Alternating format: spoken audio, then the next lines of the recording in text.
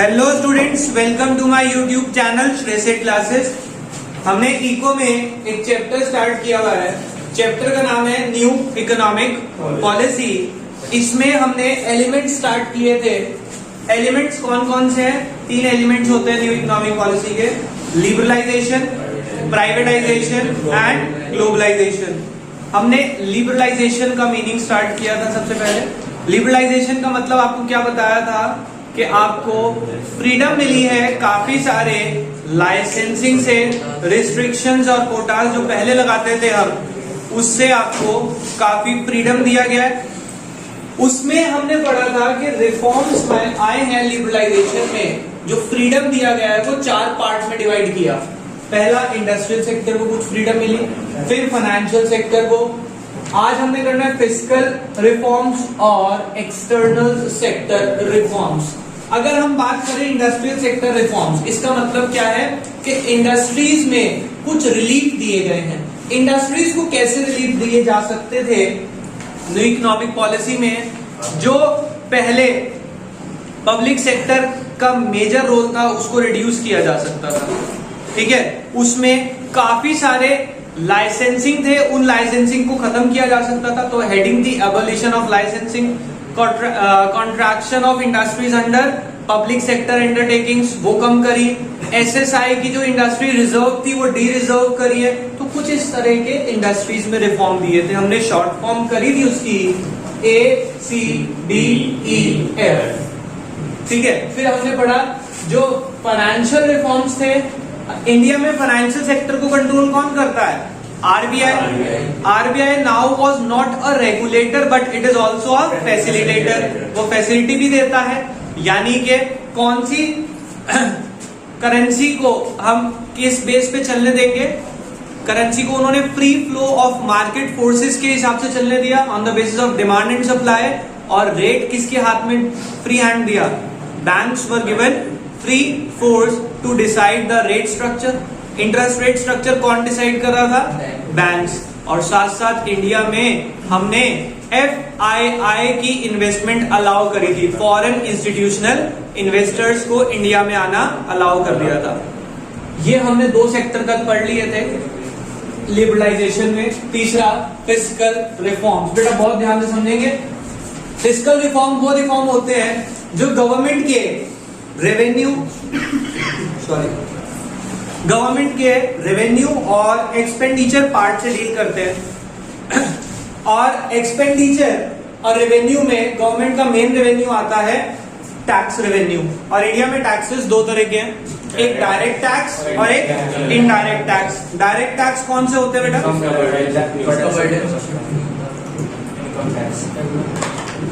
Example income tax. और indirect tax कौन से होते हैं जिसका बर्डन हम शिफ्ट कर सकते हैं? Example GST. यही सब लिखा है यहाँ पे देखो। Fiscal reforms, it relates to the revenue and expenditure of the government, full stop. Tax reform is its principal component. कह रहे इस रिफॉर्म का प्रिंसिपल कंपोनेंट क्या है? Taxes. And taxes are of 2 types, direct, indirect.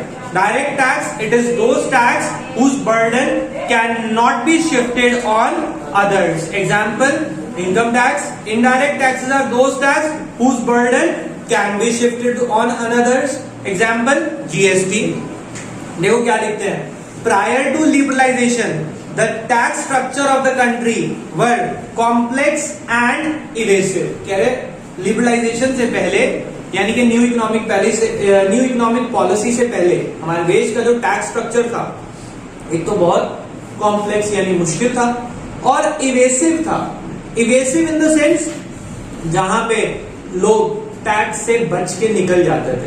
Evasion possible था, यानी कि tax की चोरी हो जाती थी। But after liberalisation it is simplified, उसको सिंपल किया and moderated, and thus tax revenue of the government has increase. कह रहे उसको सिंपल किया और मॉडरेट किया, यानी कि ज्यादा हाई नहीं रखा टैक्स को, बट सिंपल होने की वजह से वो सबके ऊपर लग रहा है। जैसे कि जीएसटी हम सब पे करते हैं, जीएसटी डायरेक्टली और इनडायरेक्टली। जो गुड्स हम कंज्यूम करते हैं उस पे जीएसटी हमारी जेब से ही जाता है। तो हम सब पे करते हैं, तो ये क्या हो गया, इससे क्या गवर्नमेंट का रेवेन्यू बढ़ेगा या नहीं बढ़ेगा? ऑब्वियसली गवर्नमेंट की इनकम बढ़ती है इससे, क्योंकि अब ये सबकी जेब से पे हो रहा है। क्लियर हो गई बात? कोई टेंशन?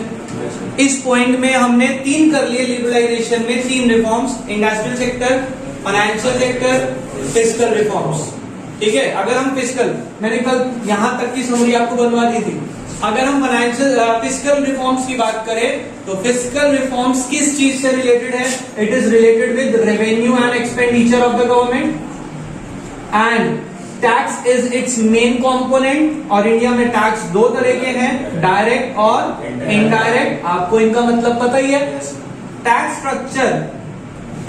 स्ट्रक्चर बिफोर लिबरलाइजेशन कैसा था? Before liberalisation it was complex and evasive, and after that it is before and after. यहां पे हम लिख लेते हैं टैक्स स्ट्रक्चर लिबरलाइजेशन में बिफोर कैसा था, बिफोर लिबरलाइजेशन, और आफ्टर लिबरलाइजेशन ये हो गया सिंपल एंड मॉडरेट, जिससे कि गवर्नमेंट का रेवेन्यू बढ़ गया। ठीक है, तो कुछ इस तरह की समरी हम बना सकते हैं दिमाग में याद रखने के लिए। अगला चलते हैं एक्सटर्नल सेक्टर रिफॉर्म। बेटा एक्सटर्नल सेक्टर नाम ही बता रहा है कि हम यहाँ पे अपने देश के फॉरेन ट्रेड के बारे में बात करने वाले हैं कि फॉरेन ट्रेड में क्या फ्रीडम मिली थी, एक्सपोर्ट इंपोर्ट में कुछ रिलीफ दिए गए होंगे, समझ रहे?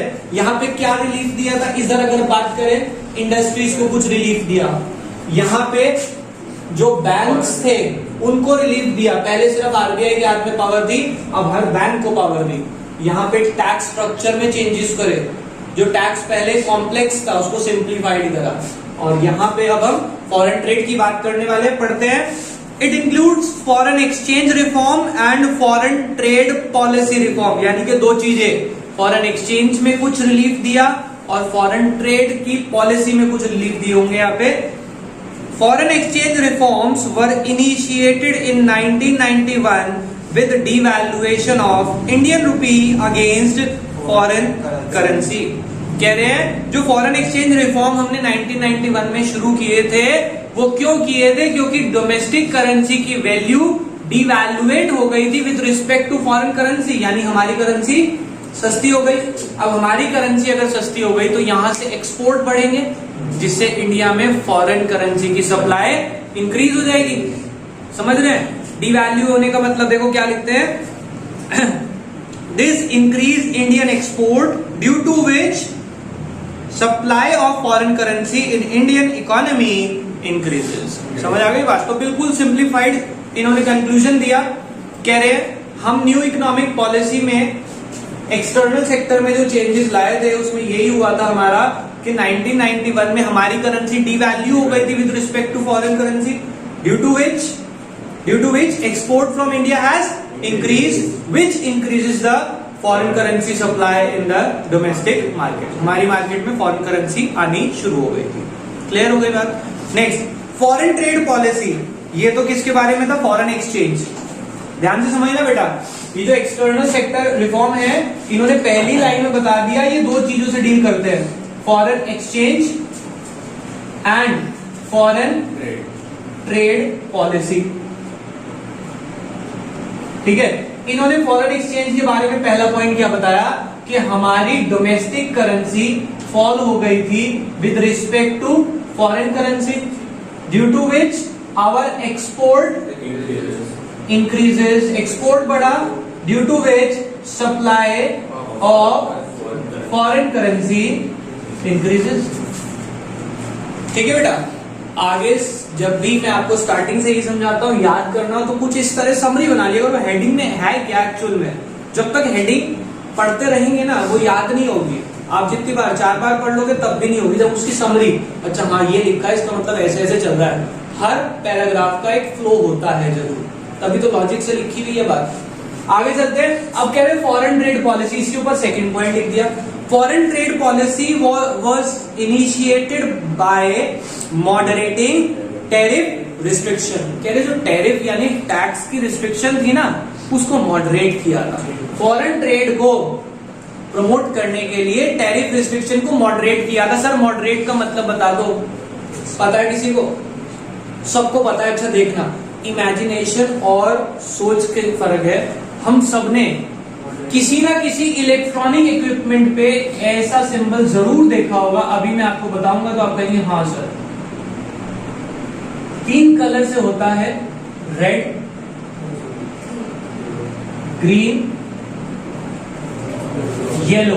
देखा है इलेक्ट्रॉनिक इक्विपमेंट्स पे, चाहे आपका उसमें माइक्रोवेव हो, चाहे आपकी वॉशिंग मशीन हो, कोई भी इलेक्ट्रॉनिक वो प्रेस, यहां पे हाई कहते ज्यादा देर मत रखना खराब, यहाँ पे नॉर्मल, और यहाँ पे बहुत कम लेवल पे ऑपरेट। तो वो क्या कह रहे हैं हमारा जो, और उसमें लिखा भी होता है हाई, मॉडरेट, लो। मॉडरेट वर्ड लिखा होता है, लेकिन पढ़ता कौन है? पढ़ने के बाद याद कौन रखता है? सर आपका तो काम है, मेरा भी काम नहीं है बेटा। बस थोड़ा सा ना कोई चीज जहां पे पढ़ता हूँ याद रह जाती है। तो आपको भी यही देखना है कि उन्होंने क्या करा, टैक्स स्ट्रक्चर को हाई से कहां पे लेके आए? मॉडरेट, यानी कि ऐसे लेवल पे जहां पे सब उसे टॉलरेट कर पाए। और उससे क्या ट्रेड बढ़ता है? आप सोचो, टैक्स स्ट्रक्चर जो बहुत ज्यादा था उसको कम करा एक लेवल तक, क्या सब बियर करेंगे और ट्रेड बढ़ेगा? यस, तो उन्होंने यही किया था। Foreign trade policy were initiated by moderating the tariff restriction. Tariff restriction यानी टैक्स को मॉडरेट किया। Market competition have replaced the policy of quota and tariff. कह रहे कोटा टैरिफ खत्म हो गए, मार्केट में क्या आ गया था? कंपटीशन आ गया था। Is it okay? समझ आ गया सबको? तो ट्रेड पॉलिसी को इन्होंने प्रमोट करने के लिए क्या किया था? मॉडरेट टैरिफ रिस्ट्रिक्शन मॉडरेट करी थी, जिससे क्या हुआ था? मार्केट में क्या आया था? Competition. In place of quotas and restriction, market में कंपटीशन आ गया था। पहले तो कोटा थी, रिस्ट्रिक्शन था। क्यों था कोटा रिस्ट्रिक्शन? आप सब समझ जाते हैं, क्योंकि टैक्सेस ज्यादा थे ना, तो क्या होता था, बाहर से गुड्स आते थे, वो ऑटोमेटिकली महंगे हो जाते थे, तो रिस्ट्रिक्शन हो गई। अब वो टैक्स कम हुआ तो उनका प्रोडक्ट भी सस्ता हो गया, और उनका प्रोडक्ट सस्ते होते ही क्या होता है? कंपटीशन बढ़ जाता है। Is it okay? आगे चले। तो हमारा इसी के साथ लिबरलाइजेशन का पूरा टॉपिक खत्म होता है। प्लीज इस चैप्टर के टॉपिक्स की समरी बना लेना। चैप्टर इंपॉर्टेंट है, हम सब जानते हैं। यही टॉपिक हमारे पास बिजनेस स्टडीज में भी है, तो प्लीज ये डबल इंपॉर्टेंट हो जाता है, दोनों सब्जेक्ट कवर करता है। लिबरलाइजेशन, प्राइवेटाइजेशन, ग्लोबलाइजेशन वहां पे भी आपके पास, तो इसको अच्छे से कर ले। क्लियर? आगे चलते हैं। अब प्राइवेटाइजेशन का मतलब समझते हैं बेटा। वैसे आप सब जानते हैं प्राइवेटाइजेशन आजकल बहुत ट्रेंड में है, और हम सब सुनते हैं तो हमें कहीं ना कहीं पता है। कोई बताएगा प्राइवेटाइजेशन का मतलब क्या होता है बेटा? आप बताओ। जब किसी की होल्डिंग, किसकी? यस, किसी पब्लिक कंपनी या पब्लिक एंटरप्राइज की होल्डिंग प्राइवेट सेक्टर के हाथ में हैंड ओवर करना, दैट इज प्राइवेटाइजेशन। कोई सरकारी ऑर्गेनाइजेशन को प्राइवेट इंडिविजुअल्स के हाथ में देना, दैट इज प्राइवेटाइजेशन। पढ़ते हैं क्या लिखा है। अच्छा देखेंगे आप, आपको समझ सब आएगा बट मेमोराइज नहीं होगा। फिर हम ऐसा काम करेंगे तो कहेंगे हाँ ठीक ही तो लिखा है, और बुक में जैसी लैंग्वेज है ना, बुक में शायद इससे और एक प्लस करके लिखते हैं, और हमारे को समझ आती है, फिर कहते हैं याद नहीं हो रही, समझ तो आ गई। देखो क्या लिखते हैं। It is the process of involving the private sector into the ownership और operation of state owned enterprise। state मतलब गवर्नमेंट, state owned enterprise में जब आप प्राइवेट सेक्टर को इन्वॉल्व कर लें तो उसे प्राइवेटाइजेशन बोलते हैं। समझ रहे हैं? तो बहुत सिंपल सी बात लिखिए, it is a process of involving private sector into the ownership of और operation of state owned enterprise. Definition यहां तक समझ आ गई। पर बुक की खासियत होती है कि वो इतनी सी बात में खत्म तो करता नहीं। जब हम बुक से पढ़ने बैठते हैं तो हमारे को एक ही चीज के 3-4 मीनिंग बताते हैं, फिर हम कहते हैं ये वाला आसान है, मैं ये करूंगा। अगर आपको पेपर में अच्छे मार्क्स चाहिए, 12th में तो इतने से चल जाएगा, आगे भी पढ़ना पड़ेगा। जब आगे पढ़ेंगे तो आपके पास 3-4 चीजें होती हैं, 3-4 डेफिनेशन होती है। कुछ इसी का एग्जाम्पल है, आगे लिखते हैं, देखो। It involves sale of government enterprise to private entrepreneurs और withdrawal of government ownership and management from those enterprise which were earlier managed by government and private entrepreneurs. समझ आ गया? समझ आ गया सबको? 3 हेडिंग है इसमें, 3 डेफिनेशन है, 2 नहीं है, ये 3 है। एक तो फुल स्टॉप से पहले और उसके बाद भी 2 है। ये 3rd लाइन से अगर मैं शुरू करूं, it involves sale of government enterprise to private entrepreneurs और withdrawal of government ownership and management from those enterprise which were earlier managed by government and private entrepreneurs. हाँ जी, कहां से कहां तक 2 है? देखो बेटा, मैं यहाँ पे ना आपको एक मीनिंग बता रहा हूं, आप उससे समझ जाएंगे, लेकिन उसके बाद भी आप देखिए कौन सी चीज कहां से कहां तक लिखी हुई है। एक ऑर्गेनाइजेशन है जो गवर्नमेंट की है, गवर्नमेंट ने इसको सेल कर दिया प्राइवेट एंटरप्रेन्योर्स को। ये प्राइवेटाइजेशन है, यस है? ये प्राइवेटाइजेशन है या नहीं है? एक और ऑर्गेनाइजेशन है जिसमें 70% गवर्नमेंट है और 30% प्राइवेट सेक्टर है। जब गवर्नमेंट अपने हिस्से को विड्रॉ कर ले, क्या करे कि भाई मेरे को इसको कंटिन्यू नहीं करना, तो क्या ये भी प्राइवेटाइजेशन हुआ या नहीं हुआ? ये भी प्राइवेटाइजेशन हुआ। ये 2 डेफिनेशन लिखी है वहां पे फुल स्टॉप के बाद, अब ध्यान से पढ़ते हैं। It involve sale of government enterprise to private entrepreneur. ये आ गया sale, sale of government enterprise to private entrepreneur यहां तक। और ये दूसरी डेफिनेशन शुरू हो गई, withdrawal of government ownership. Government अपनी ओनरशिप विड्रॉ कर रही है, ownership and management from those enterprise which were earlier manage by government and private entrepreneur. जो दोनों मिलकर चला रहे थे, उसमें से गवर्नमेंट ने अपना हिस्सा विड्रॉ कर लिया, दैट इज ऑल्सो प्राइवेटाइजेशन। समझ आ गई बात? कोई प्रॉब्लम किसी को? आपको जो डेफिनेशन अच्छी लगे वो याद कर लेना, बट मतलब तीनों का पता होना चाहिए, क्योंकि कई बार 1 मार्क में पूछ लेते हैं, if government sells his part of share is what does the following term is known as? Liberalization, privatization, globalization या none of these? समझ रहे हैं बात को? गवर्नमेंट अपना शेयर विड्रॉ कर रही है, that is also privatisation. Clear? आगे चलते हैं। What is the need of privatisation? बेटा, प्राइवेट सेक्टर को रोल में लेके आने की जरूरत क्या है? कई बार अब हमारे देश में भी यही सवाल उठ रहा है कि रेलवे को प्राइवेट करने की जरूरत क्या है, बैंकों को प्राइवेट करने की जरूरत क्या है, क्या जरूरत पड़ गई, इमरजेंसी क्या आ गई कि प्राइवेटाइजेशन करना है? उसके इन्होंने 4 रीजन लिखे हैं बुक में। सबसे पहला देखो, the main need of privatisation arises because of poor performance of public sector undertaking. कह रहे जो सरकारी कंपनी है उनकी परफॉर्मेंस बहुत बेकार है, क्योंकि लोगों को क्या लगने लग गया, जो उसमें काम करते हैं हम तो गवर्नमेंट एम्प्लॉय हैं, हमें कुछ कह तो सकते नहीं, हम तो अपनी मर्जी से करेंगे। तो पहला पुअर परफॉर्मेंस। दूसरा, mostly public sector enterprise were turned into dead social weight. कह रहे पब्लिक एंटरप्राइज जब 1951 में बनाई थी, motive was social welfare and now social welfare is dead. उसमें कोई भलाई नहीं हो रही जनता की, तो उस ऑर्गेनाइजेशन की जरूरत ही क्या है? हटाओ, इसे प्राइवेटाइज करो। समझ रहे हैं? 2 रीजन। पहला क्या है? पहला reason poor performance of public sector and dead social weight. Most of the public sector enterprise were turned into dead social weight for the economy. तीसरा बहुत common, leakage, inefficiency, corruption were the key features of public sector undertaking. ये चीजें तो वहां बड़ी common हो गई हैं। Last point, in 1991 the inefficient public sector undertaking were privatised and effective one were retained by public sector. कह रहे 1991 में जो इनएफिशिएंट पब्लिक सेक्टर कंपनी थी उन्हें तो प्राइवेटाइज कर दिया, बट अगर कोई एफिशिएंट थी, अच्छा चल रही थी, उसे प्राइवेटाइज नहीं किया था। वरना आप सोचिए 1991 में जब सब कुछ प्राइवेटाइज हो गया हमारे देश में, उसके बाद भी रेलवे को क्यों नहीं करा, बैंकिंग को क्यों नहीं किया? क्योंकि वो उस टाइम अच्छा परफॉर्मेंस कर रहे थे, अच्छा रेवेन्यू जनरेट कर रहे थे। बट गवर्नमेंट को अब दिखा कि ये भी बेकार होते जा रहे हैं। आप देखते हैं आज की डेट में हर इंसान कहाँ जॉब करना चाह रहा है, गवर्नमेंट जॉब के लिए भागता है हर इंसान।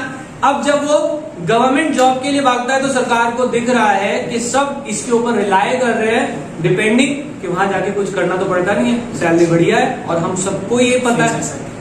तो ये सोच के कि ये सेक्टर भी अब बेटर परफॉर्मेंस नहीं दे रहे, that is why we are converting the public sector enterprise into private sector. समझ आ गई बात? तो ये 4 पॉइंट है प्राइवेटाइजेशन क्यों जरूरी है। इसके आगे का टॉपिक करेंगे नेक्स्ट क्लास में। अभी के लिए बाय बाय।